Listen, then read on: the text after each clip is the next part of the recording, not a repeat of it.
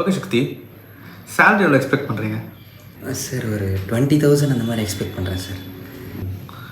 20,000? சரி ஓகே சக்தி. இப்போ நீங்கள் ஒரு கடைக்கு போகிறீங்க, 20,000 கொடுத்து ஒரு மேக்ஸின் வாங்க. அந்த கடைக்காரன் அந்த மேக்ஸினோட ஒரு பக்கத்தை மட்டும் கிழிச்சு கொடுத்தா நீங்கள் வாங்கிப்பீங்களா? இல்லை சார். ஏன் சார், ஒரு பேப்பருக்கு எப்படி சார் 20 ரூபா கொடுக்க முடியும்?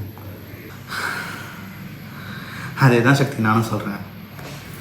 இந்த ஒரு பக்கம் ரெசியூமுக்கெல்லாம் 20 தர முடியாது. சரி ஓகே சார். என்ன சக்தி, ரெஸ்யூம் பர்ஃபார்மன்ஸே இல்லை, என்னதான் வேலை பார்க்குறீங்க? சார், நீங்கள் 15 ரூபா கொடுத்து ஒரு கடையில் மேகசின் வாங்குறீங்க.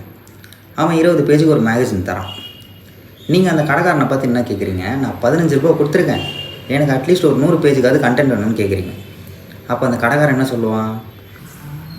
15 ரூபாய்க்கு அவ்வளோதான் வரும்னு சொல்லுவான். அதே தான் நானும் சொல்கிறேன். 15 ரூபாய்க்கு அவ்வளோதான் வரும்.